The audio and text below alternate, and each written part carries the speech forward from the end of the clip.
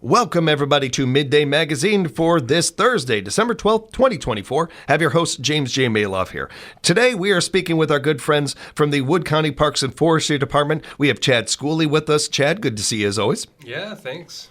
And we have Dan Volt with us, snowmobile and ATV trails coordinator. Dan, good to have you with us. Thanks for having me. Dan, got to be here with us more so I can get that name right, all right? Sure. The more you're here, Sounds the more I'll good. get it right. Appreciate the time, you guys, and thanks for being here. I certainly want to start out by thanking you guys and everybody working in your team at the Parks and Forestry Department, or certainly with our trail coordinators out there working so hard, especially this time of year where it's go time for you guys. This is a Super Bowl. This is the time of year for you all. And that's kind of where we're going to put a lot of our focus today, is the trails, is the snowmobile, ATV trail coordinating, and some of that. When it comes to this topic, when it comes to this time of year, how is it at the office, Chad? How is it for you guys? The work, the days. What is a day in the life like over there at the Parks and Forestry Department? Well, it's usually just kind of that transition time, right, between camping and summer, warm weather recreation, and looking forward to the cold weather recreation. So Yeah. But we have a lot of projects going on. So in the past, this may have been kind of a slower portion of the year for our office staff specifically, but we've been I've been giving them a lot of work because we have a lot of projects going on. So Yeah. we're all involved with that. So yeah. Before we get too deep into this season, just to rewind for a second to last year, where there was no snow. We got some, but we were really hit really hard without not getting hit hard by snow and everything. How much did that affect last year affect this year in preparing the trails or doing any of the work, the kind of prep that you guys have to do for this season? Well, every year is a little different, because through the warm season, we have trees that fall, we have different things. But that was one good thing last year with the winter season having very little snow. We were able to get a lot of projects done that we typically wouldn't, because we'd be spending more time at Powers Bluff and on our winter trails, things like that. So that was a blessing in disguise, but we were only open for 2 days last year at Powers Bluff for tubing and skiing. Some of the snowmobile trails I don't believe even opened last year. Correct. Some of them did. But obviously there's pros and cons of not having a real snowy winter, but I think people in central Wisconsin, us included, we'd like some snow this year. Yeah, so. yeah. I have put the order into Mother Nature, and from what our weather team is telling us, she has heard us. Yeah. And just as important for us as it is here, certainly up north, and hoping for them to get some snow and everything, right, for so much of the retail and the workers up that way. Chad, Dan, I want to jump into a snowmobile and ATV trail program update as well with you, and get kind of an update on the trails and the systems, how that's going in these early days of kind of getting ready for all this, for Mother Nature to drop some snow on us. Yeah, we're in the process. We have 7 clubs, volunteer clubs in the central Wisconsin area. They they get together, they go out, they sign trails, clean trails, brush. A lot of their efforts are reimbursed through the state through a program that we run through the county parks office. They get reimbursed $300 a mile for their efforts. Obviously, that isn't always enough to cover all this, so they do different fundraisers. You got radar runs with the Kellner Knights. Rudolph River Rovers are always got gun raffles. Bakerville's got money raffles. Vesper in that area, they do snow cross with vintage snowmobile sled races and Arpin. They're always doing stuff to kind of help fund, their trail system, and then they're always making it available for all their landowners, because without the landowners, this wouldn't happen. I mean, they're always appreciative to them guys. They throw some gatherings to get people involved, shout outs to their landowners, just as a thank you, because it's a right and a privilege to be able to go on other people's land and enjoy the scenery and beauty of the county. Without the landowners, it wouldn't work. To that point, we're happy to every month Sheriff Sean Becker joins us, and Sean and I have talked about this a lot over the years. It's something he's really passionate about. Like so many of our individuals, our community members around here, love ATVing, love having these trails, but respect so much of these landowners giving up that land to be able to do this, which is always going to remind you to treat these trails with respect. Treat them like you're going to grandma's house for dinner. Yes. You know, you don't put your feet on the table at grandma's. Yeah. You sure didn't in mine. You don't do that. You treat it with respect. Treat it like it's your land. Treat it with respect, and we can keep these trails going for many, many years. And please stay on the trails. That's a big. All the landowners appreciate that. So. Are there any other things, especially before we're hitting these trails, that kind of remind people of, hey, remember to do this. Remember to keep up on this, everybody. Yeah. Along with some of the stuff we just mentioned there, of course. Yep. I mean, there's people buy their season passes, the registration, that all helps with the funding to keep everything going. That's things that can be done ahead of time.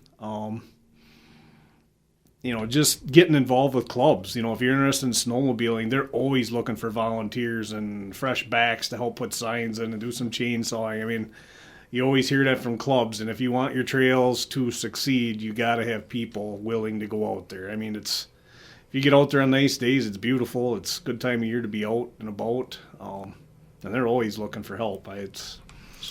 As long as we're talking about it, I wanted to make sure to get this in here, but sometime in the conversation, another thing that's come up with Sean before and some other of our guests, that these clubs, that we appreciate them and the work that they do and the fun that they create for our communities. They could always use more people. Yep. And we're always looking for younger people, especially to get into this sport and have some fun with this activity and everything.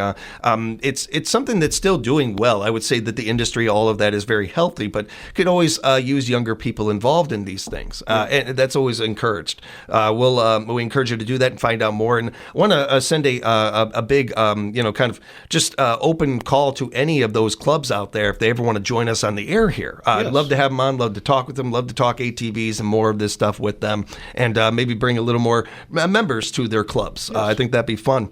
I did have a quick question for you, Dan, and I just was doing a little prep for the interview here and was thinking about it, and I don't know if I've ever really talked about this with anybody, but we talk a lot about, not a lot, but every once in a while it comes up of a trail going away, or somebody taking a trail off the land, or reminding people to treat these trails with respect. But what if somebody wants to start a trail? What if somebody has some land and they'd like to, hey, wait a minute, I got some land here. Maybe I want to create a trail or something. Is that even possible? Is that something people can do? Am I asking you a question that's above your pay grade? No, I'm joking. No, but, to be honest, the Rudolph River Rovers just came about with some new miles. We got some really ambitious club members that put a lot of time and effort in that area, and they got, it must be about 12 to 14 miles of what we call unfunded trail that they went out on their own and they established. They got the landowner's permission. They picked areas where there wasn't a lot of tree removal or culverts that had to put in. But with that, to get that $300 a mile funded, we got to go through the state. And right now, because we have had lack of snow throughout our state, that fund is very down there. It's not. We need to have a few good snow years to build that up, because right now the state is not approving new miles, but this club is putting new miles out. So it is possible. Yeah. And sometimes, we do have landowners once in a while that do back out, unfortunately, for different reasons. Sometimes there's change of ownership and they're not snowmobilers, but then we got to go through the process of rerouting, and that's a lot. Yes, it is. Sometimes you got it really nice and established. That's why we really have to concentrate on staying on our trails and respecting our landowners, because, again, they're the ones that make it work. Well said, Dan. And thank you for all that great information, Dan. Appreciate it, especially what's going on over there in Rudolph. I don't think a lot of us might have known about that. I appreciate that info. I wanted to talk a little bit about some of the winter recreation opportunities here in Wood County in our Parks and Forestry Department with you, Chad, just a little bit. Got some really fun things in this area that are going on, that are up and coming, and certainly we look forward to. There's a lot of stuff that we kind of know, hey, this is here almost every year. We look forward to it. We can't wait to get out there. There's always new stuff, too. What are some of the things coming up that we wanted to tell people about? Yeah, so I think what you're referring to maybe is Powers Bluff, right? A lot of people are aware of that, but it is surprising when we do open how many people, even in Wood County, have never been to that park, that we talked to up there. But so hopefully, we don't make snow up there, but like you said, you have the order in, so we're going to get some snow this winter. Once we get sufficient snow, we will operate up there mainly on weekends, Saturday, Sundays, but we do have school groups that do come out during the week and things like that. So snow tubing, snow skiing at Powers Bluff. We also have, talking about volunteers, within the last few years and I've talked about this on the show before, but we've put in multiple miles of trail up at Powers Bluff, additional trail. And we have a really, really dedicated, it's a small group right now, and again, they're looking to grow. We need more hands in that volunteer group, but they basically maintain those trails at this point. We've got 5.5 miles of single track mountain bike trail. Most of those trails, besides the downhill, which would be a little bit too dangerous in the winter months for grooming and people using it, but most of those miles are actually groomed by this volunteer group for fat tire biking. So that's obviously a increasing up and coming sport. It's getting more and more. More and more people are doing that. My brother's trying to get me into it. Yeah, okay. Yeah, he's really, yeah. Yep. It's definitely getting more and more popular. Yes. Right. In addition to those single track trails, there's also, there's also multi-use trail. So that is actually groomed. It's a wider trail. We set track for cross-country skiers. People can snowshoe on that. And then opposite side of the trail, is set for additional single track mountain biking on that multi-use trail. So a lot of opportunities at Powers Bluff. Not too far down the road, Richfield 360 County Forest. We have multiple miles of, again, multi-use trail. So it's groomed for those three areas, fat tire biking, snowshoeing, and tracks set for cross-country skiing. So a lot of people, if they're ice fishermen, fisherwomen, they would go out to some of our lakes we've got. So we have access to Nepco Lake, Lake Wazicha, and Dexter Lake.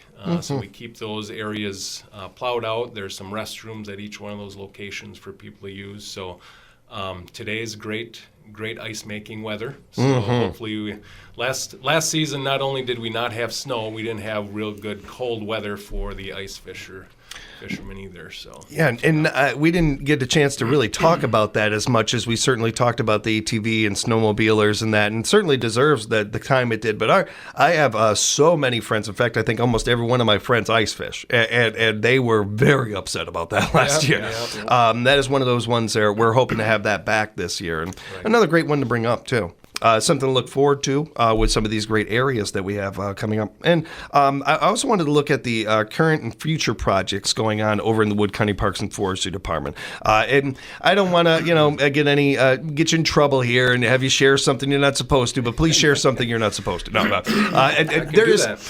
There is some great things going on over there, Chuck. Yeah. Yes. Yeah. So we're just finishing up a pretty large project in, emergency management, which is a department in Wood County. We've been working with them. Primarily, they were kind of the grant writer for this project, and they're going to be utilizing it as well. But it's basically a storm shelter at our Southwood County Park. So it's for that purpose. If you're aware, or if you've been around here for a while, we have pretty frequently had some pretty large storms. Mainly around the state water ski show time. Yeah. Seems like July is a pretty popular time. It does. And there's a lot of people in that area. And not just that time, but we have a lot of different events that go on in that park. Obviously the campground as well, the trail that goes around the lake.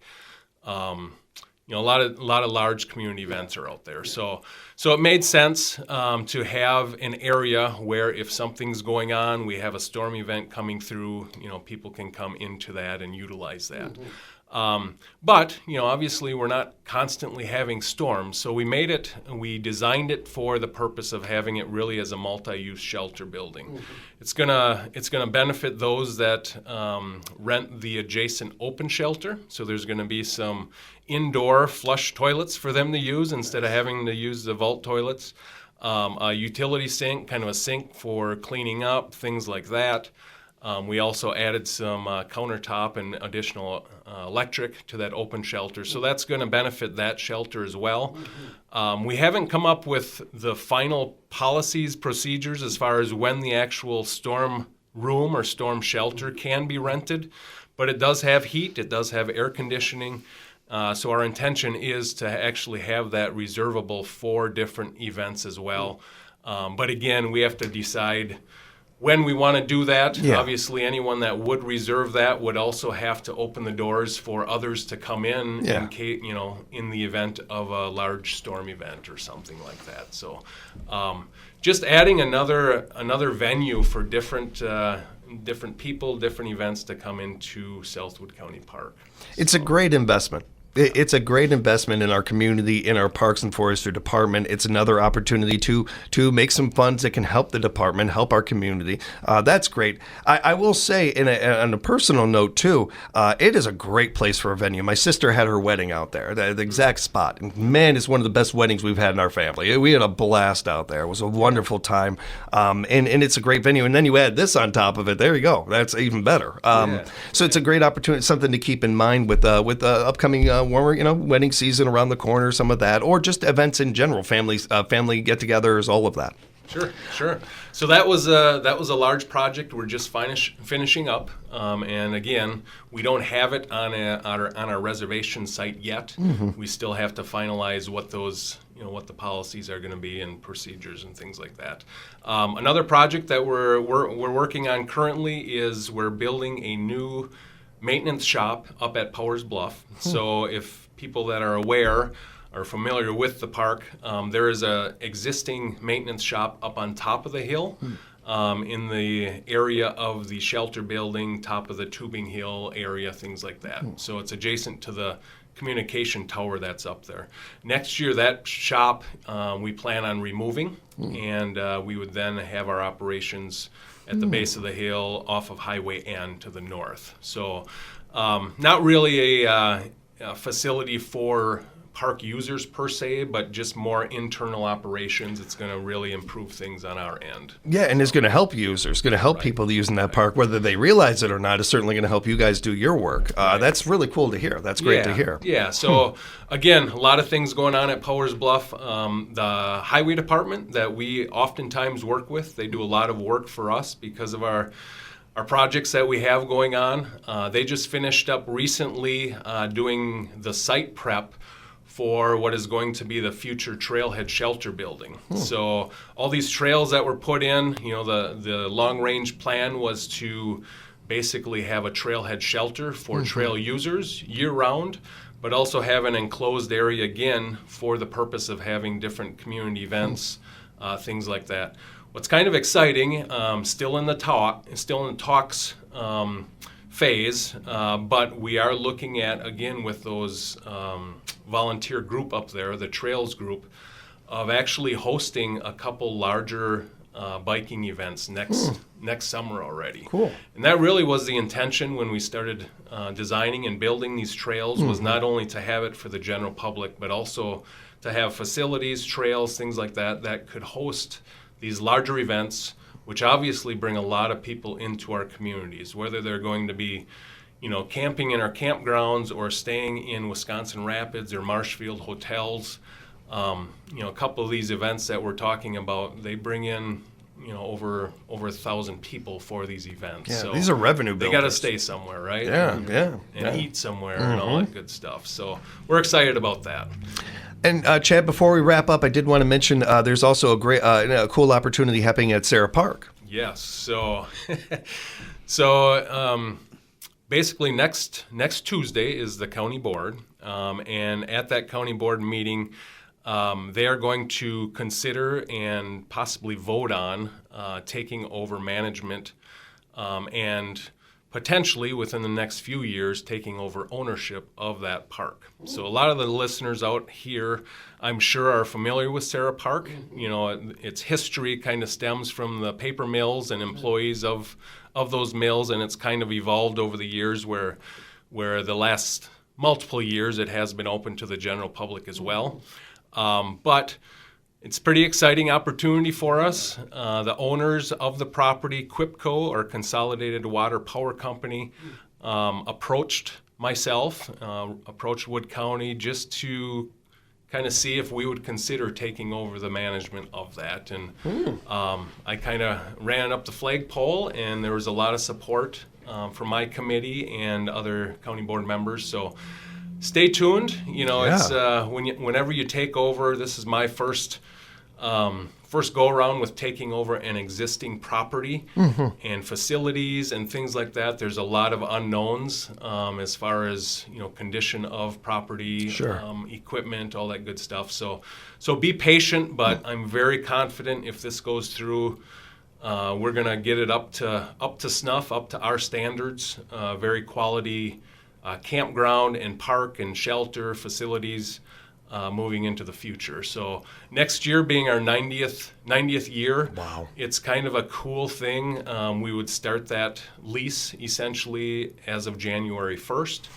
And hopefully for the next, 90, 100 years, we'll have another park in the system and really have a quality place for people to go. So you can tell how good Chad is at this. He waited to the end to drop that one. That's a big one. That's a big story right there. Well done, sir. But first off, really does give some good, I would say a really good vibe to it with them reaching out first. That's certainly a good sign, and that certainly is something, you don't see that every day with that. That's an interesting part of this. But the revenue building that can be, the different thing that could be for communities and stuff.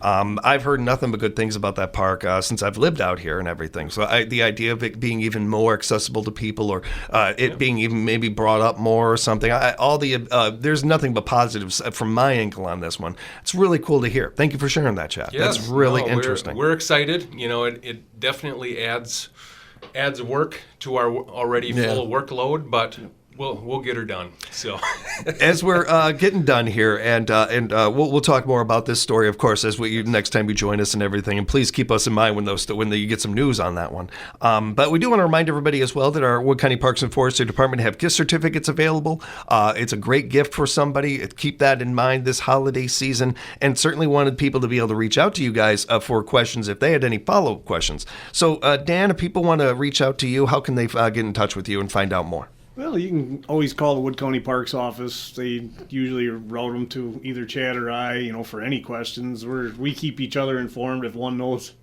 more about something than the other for the most part. So if somebody's out of the office, usually somebody's available. And sure. Parks number is 421-8422. Yeah.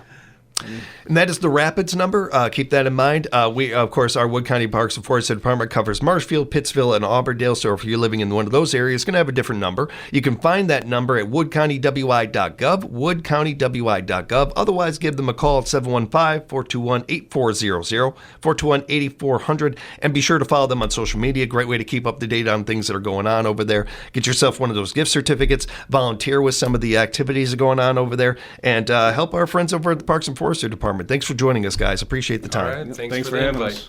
We'll be back with more Midday Magazine right here on 97.5 FM, 1320 AM, WFHR.